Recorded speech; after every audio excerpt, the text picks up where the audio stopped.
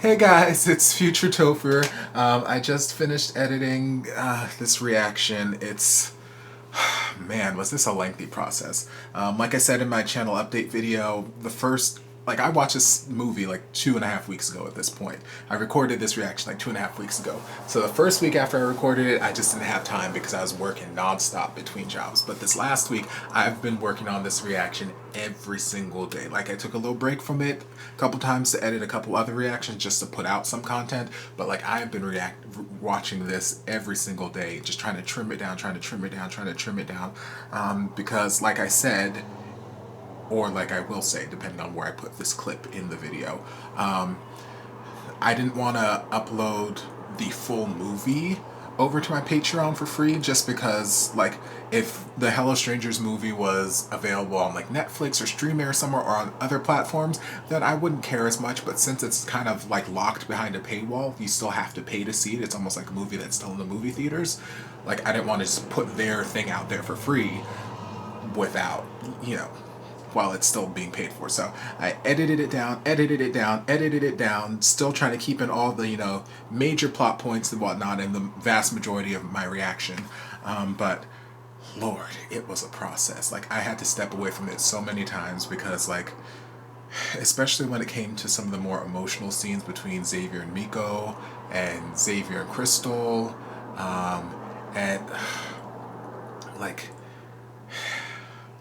every time, like, I'm just on the verge of tears, if not crying, while I'm editing. I've seen the video, I know how the movie ends, I know how everything goes, but just editing it and just watching what the acting is just so incredible in those scenes, and I have the hardest time trying to trim them down. So a lot of those scenes are just there in full because I couldn't find a way to trim things out of it. So I trimmed out a lot of just other, like, secondary stuff that wasn't super duper terribly important, but was just fun kind of stuff. You guys can watch the movie and y'all see what stuff I'm talking about. But yeah, I had so much trouble editing this, A, because it just made me so emotional every time I was watching it, and B, because I had so much trouble trying to just weed out what I felt needed to stay and what could go, because everything in my head needed to stay. But yeah, I got about half of the movie out, so I think it's in a good place. But yes, I know you guys have been antsy for this. I know you guys have been waiting for it, so I hope you guys enjoy this reaction. I'm going to stop babbling so you guys can actually get to that now. But yeah, did it. Yay. Now I got another movie reaction I got to go edit. Hello, and welcome back to the channel. As most of you know, I'm Topher. And for those of you who don't know and just randomly decided to click on the video, welcome to the channel. I'm Topher. Thank you for stopping by. So we're here to do a reaction, and we are reacting to Hello Stranger, the movie. Yes, God. This is the first movie I've ever reacted to on this channel, and I'm excited. I'm a little nervous because I don't know how editing's going to work for this, but we're just going to have to wait and find out. But before we get into it, I've got a couple shout outs I want to make. First, I want to shout out Michael Lopez for getting me the amazing design for my t-shirt, my Baby Nagav t-shirt. If you saw my reaction to episode 8 of Guys Saw Pellicula, I had mentioned that the Game Boys t-shirts that I got for reacting to the finale of Game Boys, I love them so much, and I do, but I really wanted a Baby Nagav t-shirt, but they didn't sell it anywhere. So he mentioned in the live chat that he had the design and he could send it to me so I can get it printed off, and he did. And I did. So thank you so much, Michael. I love you, and I love my new shirt. Yes. And then second shout out I want to give is to TCT Usagi, another one of my followers. But he actually sent me an Amazon gift card so I would be able to purchase this Hello Strangers movie and be able to react to it, which I thought was so sweet. Unnecessary because I was going to buy it anyway, but so sweet that people would just think of me in that regard and just, they enjoy what I've done so far so much to the point that they're like, hey, this movie's on me. It was completely something that he didn't have to do, but thank you so much. I really do appreciate it. And yeah, so this movie was sponsored by TC2 Usagi, so hope you guys enjoy. So before we get into actually watching the movie, which I'm super excited about,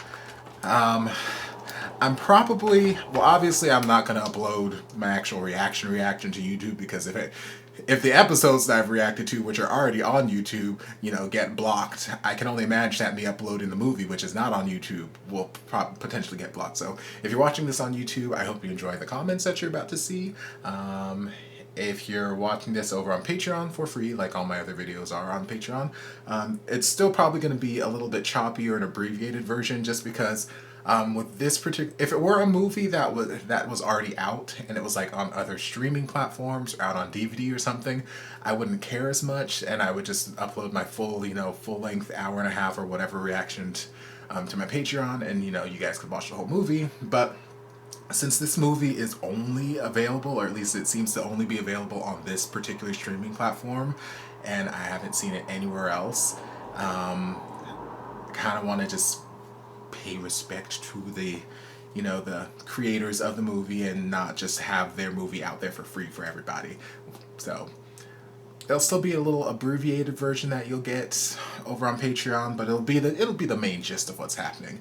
And should this movie actually get released in its full length in other places or on other streaming platforms, I'll probably release the full length whatever reaction, but majority of it will be over on Patreon. But either way, I'm going to stop babbling and we are going to get into Hello Stranger, the movie.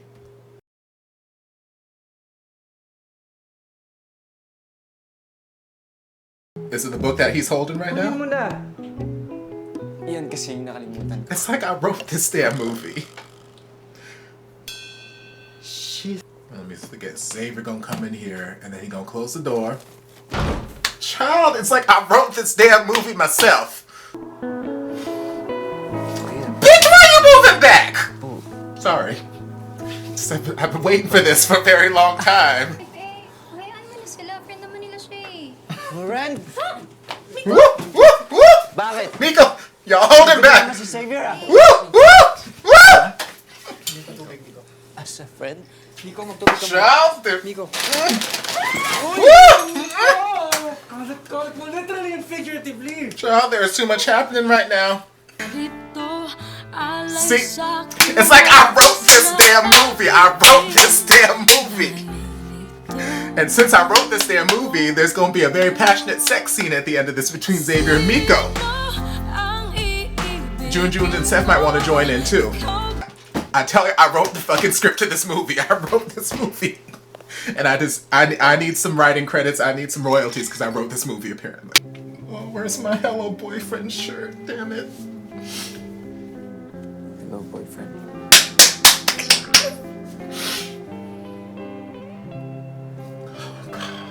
Y'all. Hello, boyfriend. I love you, Miko. I love you too. I love you, Xavier. I love you too.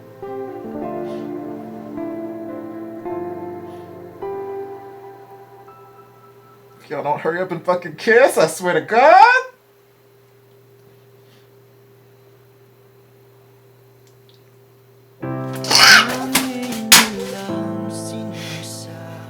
Grab his face. Yes, you better grab his face. Crazy faces.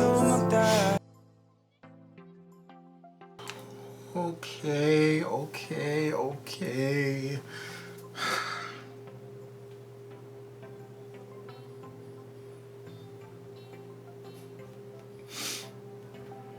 I'm so happy, y'all. I'm so happy. Like,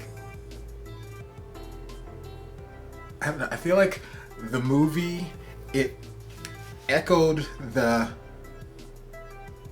actual like series, whatever, perfectly. Cause like the first half of the movie, aside from me just wondering what the hell happened between Xavier and Miko in this time that since episode 8 ended and this movie came out, like what happened? Why aren't they together? What's all this sadness happening? Blah, blah, blah. Aside from that, like the first half of the movie just felt light and just fluffy, funny, and like, you know, there was a lot of comedic stuff happening and it was just fun and light, and I'm like, okay. I remember thinking to myself, okay, maybe I'll be okay throughout this. Maybe I'm not gonna feel the feels. Maybe that's not that type of movie. It's just gonna be like a, you know, just romantic comedy type thing, and it's just gonna be funny and lighthearted until there's like, you know, this little bit of conflict towards the end, and then, you know, we'll resolve it and everything will be all hunky-dory and fantastic.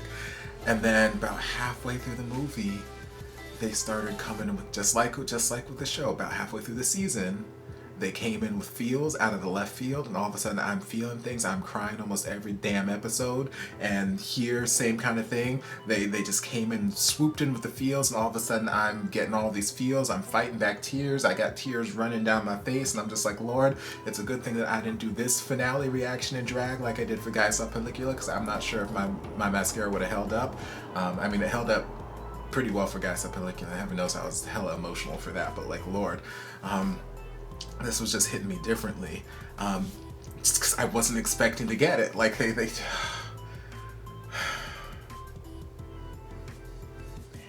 What I did like about their choice of how they edited the movie together, I liked how they were bouncing back and forth between, and just like filling in the pieces and just giving you information when you needed it. So like, they bounced back and forth between flashbacks of what happened in the interim between the end of episode 8 and the start of this, what happened between Xavier and Miko, and then the present, and it just kind of juxtaposed, you know, the happiness that they were having in those moments versus the sad place where they are now, or the sadness that they were going through in those moments versus where they are right now. And it was this nice compare and contrast thing between how they arranged those scenes, and I really enjoyed that.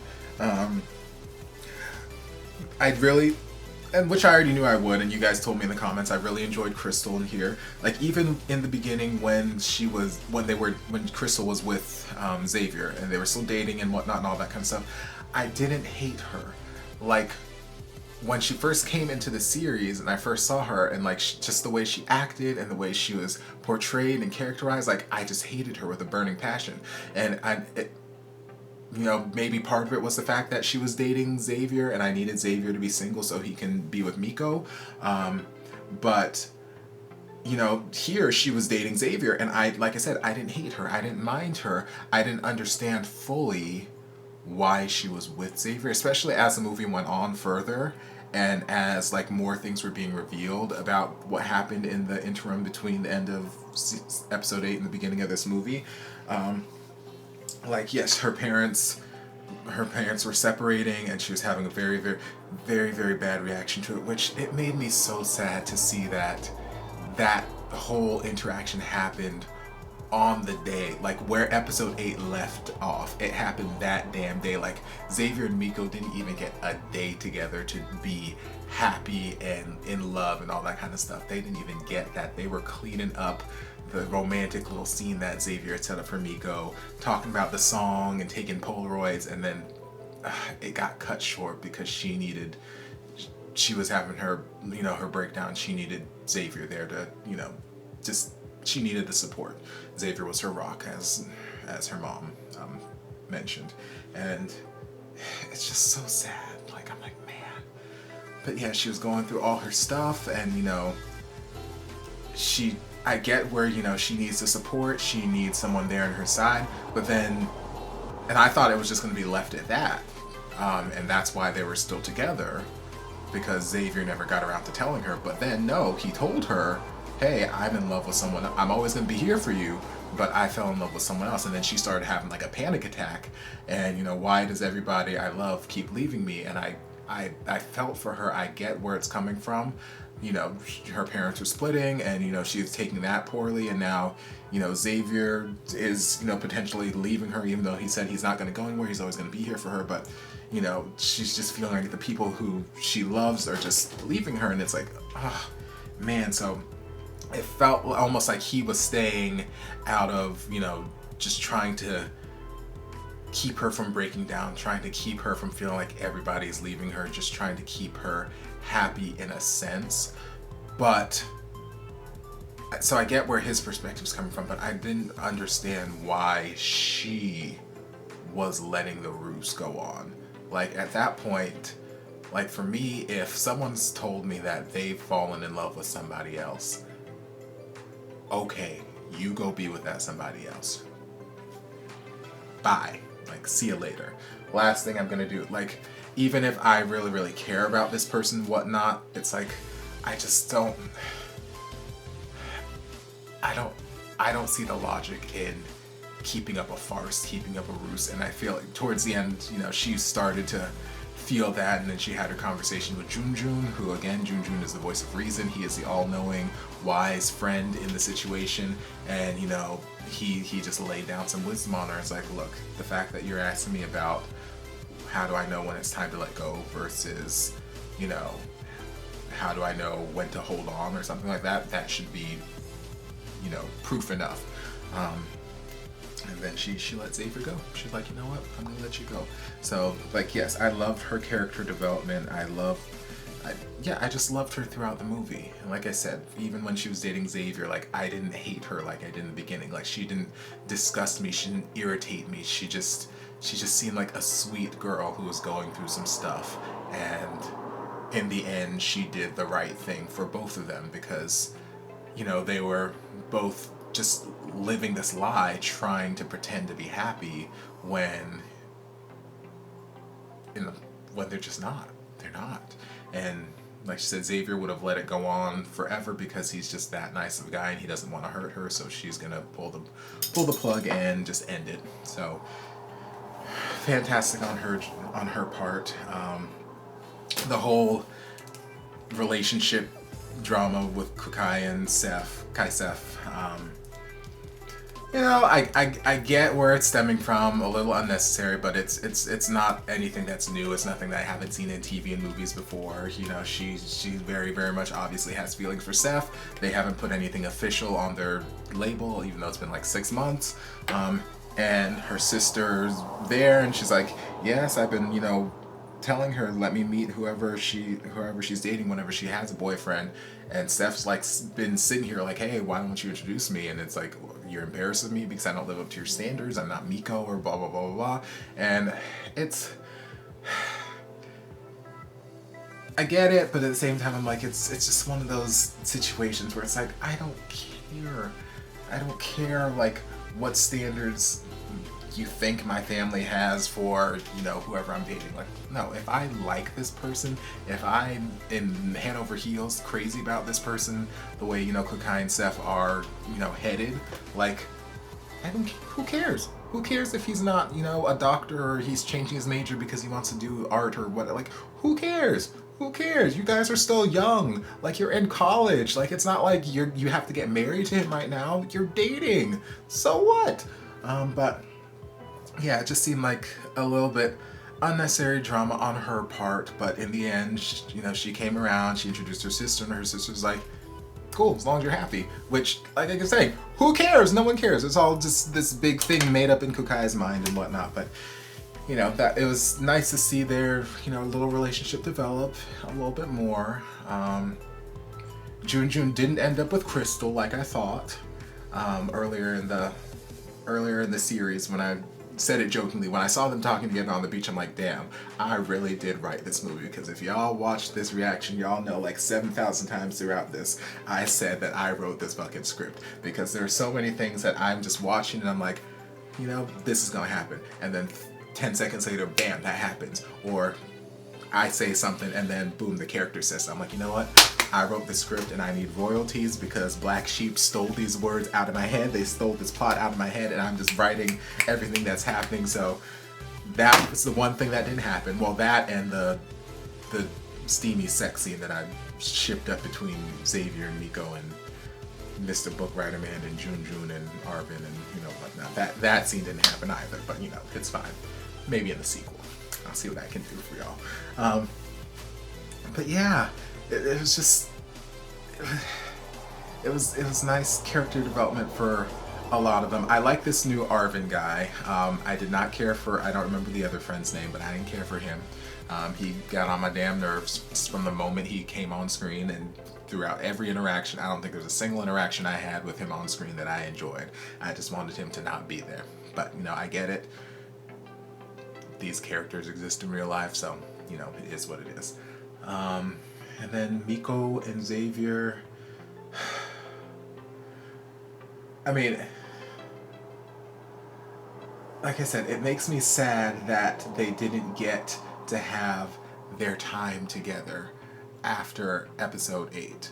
Like, y'all don't know how sad that makes me, because episode 8 left me in such a happy place, left me in such a place of just joy and like, yes, we worked for this relationship, we worked hard for this, and we are finally reaping the benefits. And to find out that they didn't even get a single day together to just love on each other, it hurts so badly. It makes me so sad. And then to see all of the things that happened in between, with you know, Xavier trying to be there for Crystal and then missing Miko's birthday, and Miko being all excited and then being heartbroken because he got stood up on his birthday, and then Miko giving back the shirt to Xavier and then drunkenly walking through the street and getting hit by a car or something like that. I'm like, Lord Jesus, I was highly, like I was saying, that's just a term, that's a term that my sister and I use. It's an all-encompassing term, but like in this case, me being highly was just like me being shocked and surprised and just like, oh my god, what the hell just happened? But yeah, I'm highly, that's just something that, it's like a precursor to like whatever. So like, I'm highly upset, I'm highly surprised, I'm highly offended, I'm highly excited, I'm highly whatever. Like, instead of just completing out the sentence, we just stop at I'm highly, and that we just understand what it is we're trying to say in the moment. So yes, I screamed that out for a second there, just out of reflex, because bitch just got hit by a car out of nowhere, and I'm like, okay, that explains what the hell happened to his leg. But yes, just all the interaction that they had there in the interim between the movie and the end of the season, it's just, it's so sad, it's so heartbreaking. And like it I understand where Miko is coming from. Like, once Crystal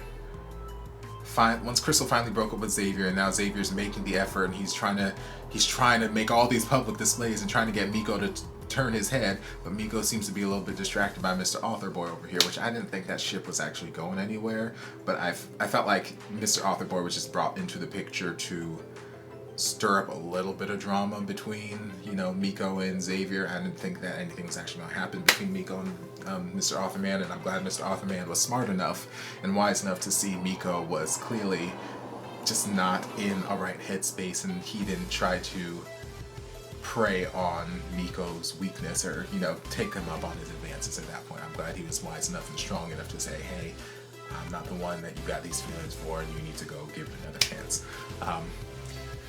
But yeah, like when they had Miko and Xavier had the little fight after the tug of war thing out there in the public, oh my god, that whole just exchange was so heart-wrenching. Oh my god, like the acting was phenomenal. Just watching the way that Miko just broke down and just started crying, and he almost to the point of hysterics, and Xavier's just there, just trying to just plead with him like, I'm sorry, just like when Miko handed back the shirt, and Xavier's just sitting there pleading like, please don't give up on me, please don't give up on us, and Miko's like, I can't, you keep telling me that it's coming and you just need more time, but wait until when? I can't, I have some level of respect for myself at this point, and I can't just keep waiting around for you, and it hurts me, it kills me to know that while I'm just sitting here waiting, you're with her, and like, you just need to make a choice. And like, just the whole back and forth between them, and Miko's just, oh my god, the acting in both of those little scenelets were just so powerful, so impactful, and it just got the point across. And I understand where Miko's coming from. Miko already put himself out there. He already was in this position where Xavier made it feel like Xavier chose Miko, and then all this unfortunate stuff happened where Xavier then was now tied back to Crystal again, and it's just like, Miko's like, I've already been through this, I've done this, and it hurts. It hurts. It hurts. You don't know how much it hurts me, and I can't put myself through that again. And it's just like, oh, God, just stab me in the heart already. And then Xavier's like, I'm sorry. Like, I don't, like, I keep saying I'm sorry, and I mean it. And yes, I chose you before. I always chose you. It's always been you. And I'm sorry, but I get it, and I'm not gonna force myself on you anymore. And it's that whole series, that whole exchange there was just so well done, so well done. And that's when I realized that I'm glad that I wasn't in drag, because I feel like that scene would have just torn my eyeliner to shreds. But eventually we got our little, like, once again with the help of Junjun and the young Padawans, we got our little fairy tale happy ending thing that I was hoping for. You know, we finally got our kiss, and it was exciting. Took a little too long. You know, they kept. And I said it earlier in the movie. I said it as soon as we got that first little flashback, and Xavier went for the kiss, and Miko's like, "Whoop, duck. Sorry you missed me." I was like, okay, y'all gonna tease me with this motherfucking kiss the whole damn movie, aren't y'all? Y'all gonna make me wait to the last minute of this movie. And surely enough, they kept teasing me with this kiss, and then even then, you know, Miko goes in and Xavier's like, "Bitch, what the fuck you doing?" And he's like, "Are you sure?" And I'm like, "Okay." And then they finally give me the damn kiss, and I'm like, and I loved how they were just on the dance floor, they were kissing, and then everyone else was just dancing around them. Like, it wasn't a big spectacle. It wasn't this thing to just behold, like, oh my god, they're kissing, yay, oh, woo. Like, no, it's just life. Life just went on around them. It's just a normal, everyday thing. Sure, these two people are kissing, whatever. I'm gonna sit here and have my party and, you know, live my life. And, like, just normalizing those kind of public displays of affection, because, like, yes, for me, sure, it's a normal thing, and I don't see anything wrong with it, just like when straight people kiss, or just like whatever. But there are still very much those people in the world who feel like, you know, they might claim not to, you know, be homophobic or not to, you know, hate gay people or anything like that, but then they're like, oh, why do you guys have to do that in public, or why do you have to, you know, shove your gayness in my face or something like that. And it's like, bitch, you don't say that when straight people start kissing. I don't want to hear. Like, it's just normalize it, because it's a normal thing. People who are in love, people who care about each other, people who are attracted to each other, they kiss, they hug, they hold hands, they do these things. So if straight people can do it in public, gay people can do it in public too. Like, get over it. But yeah, I just love that was just like a normal thing. Like, whatever, cool. And then Xavier had his little, finally got up the courage. He learned a lot about himself throughout this movie, and the last like 10 minutes were just him getting up the courage to just stand up for what he wants. He stood up to his parents like, hey, basketball is your dream, not my dream. Also, I love this guy Miko. I don't know if I'm gay. Maybe I'm bi. Who knows? Maybe I'm fluid. I don't fucking know. And I'm sitting here like, you know what? It shouldn't matter. It shouldn't matter. Like, and I feel like mom was, you know, being, you know, a little MVP there on the phone, like keeping dad off. She took control of the call, and she's like, we'll talk to you soon. I love you. We just don't know how to respond because we don't know what's going on with you, which I think was just her way of just trying to end the phone call right there so that she could have whatever conversation she needs to have with dad. But yeah, Xavier just coming to terms and coming to grips with just everything that he needed to change to make his life the best life that he can live, and it makes me happy to see it. Yeah. So overall, it was just a great experience, great movie, a great little cherry at the end of this delicious man candy Sunday that we had going on here. Lots of shirtlessness, lots of nakedness, and Miko coming out the shower, and Xavier like, oh, hey, how's it going? You know, I wouldn't have been mad if we saw a little Miko booty or, you know, a little something, but, you know, it's okay.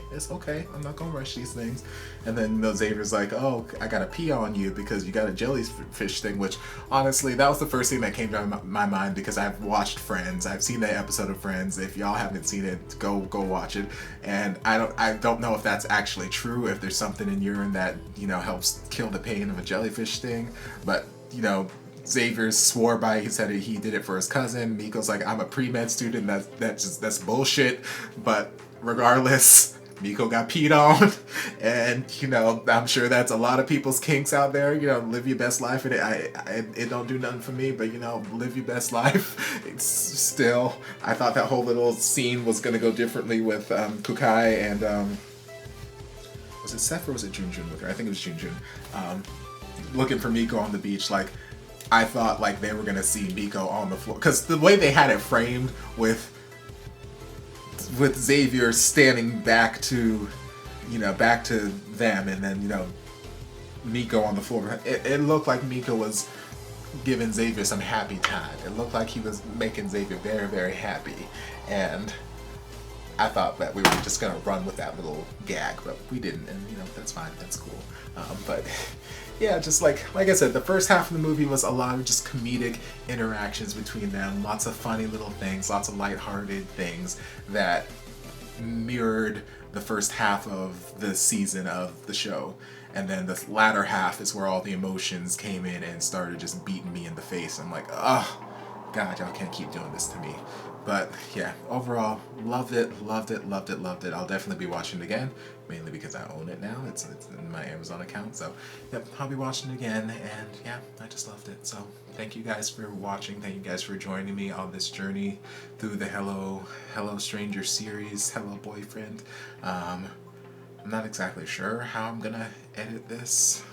It's gonna be a bitch, so I'm not exactly sure when this is gonna get uploaded. Sometime, hopefully maybe in the next week, maybe next 2 weeks. I don't really know. This next week's gonna be really busy with work and whatnot, but I don't know. I'll try to get this uploaded at some point. Well, by the time you see this, it'll be uploaded, obviously, so hope you guys enjoyed.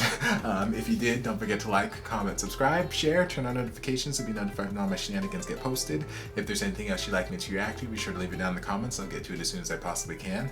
If you'd like to support the channel in other ways, you're more than welcome to join us over on Patreon. You don't have to, but you're more than welcome to if you want to.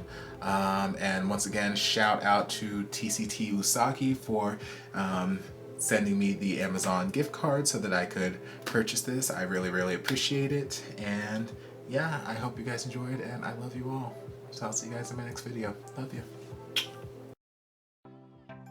And before you guys go, a shout out to my amazing patrons. I can't begin to express how thankful I am for your support.